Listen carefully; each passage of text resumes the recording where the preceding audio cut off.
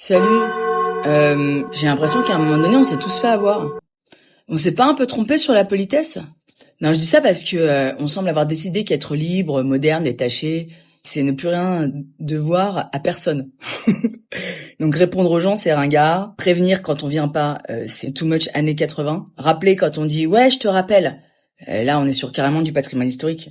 Et remercier vraiment quelqu'un, mais vraiment, pas merci. Tu sais, avec les i qui s'éternisent comme ça, et puis après disparition administrative. Hein. Sauf que on s'est trompé d'un truc. Tout ça, c'est pas seulement des petits codes de la politesse, c'est de la considération. C'est-à-dire, attends, il y a quelqu'un d'autre que moi dans cette situation. Quelqu'un qui ne sait pas ce que je pense si je ne lui donne aucune information. Et si je lui donne aucune information, il va remplir le vide, les blancs. Les humains, ils aiment pas le vide. Ils remplissent les blancs. Quand ils remplissent les blancs, les humains, c'est rarement Marguerite Duras. Et la plupart du temps, c'est leur système d'angoisse qui prend toute la place, hein, ce qui occupe ton cerveau, ton oreille, tes SMS. Pourquoi il répond pas? J'ai dit un truc qu'il fallait pas. Ah, c'est un anxieux évitant. Oh, tu sais, il a vu ma story, mais il a pas liké. Et à 2h14 du matin, te voilà avec un doctorat en sémiologie du vu, pas vu. Instagram, quoi. Alors qu'avant de convoquer toute la psychopathologie, on peut se demander, est-ce que Jean-Michel pourrait juste avoir la considération de répondre à ce message auquel il avait prévenu qu'il y répondrait? Parce que ça nous ferait gagner du temps, de la santé mentale, et je dirais même des kilomètres supplémentaires de temps de vie et de joie.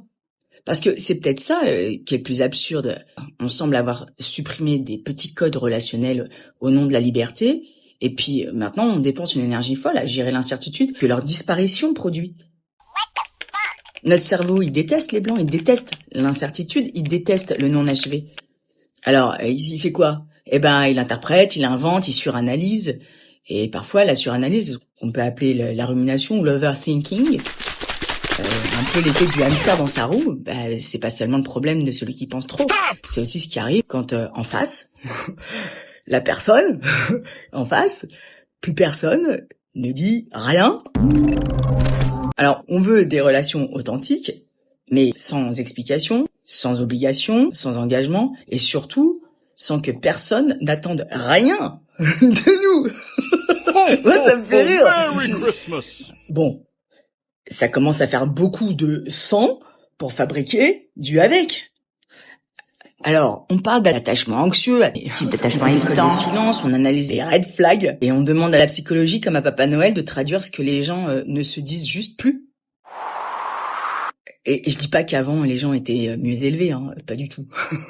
Avant aussi, ils pouvaient être épouvantables. Seulement, ils le faisaient juste avec une nappe un peu repassée. Ce que je dis, c'est qu'on a peut-être confondu l'émancipation avec la disparition de la considération. Répondre, prévenir, remercier, s'intéresser, je rajouterais sincèrement, tenir parole.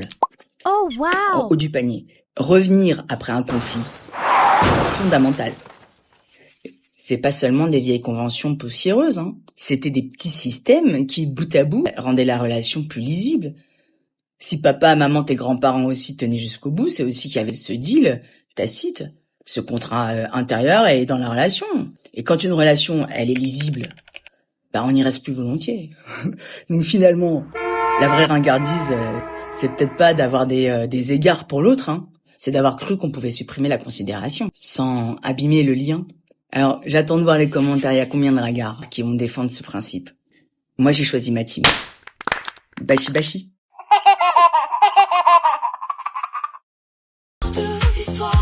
Le temps m'appartient.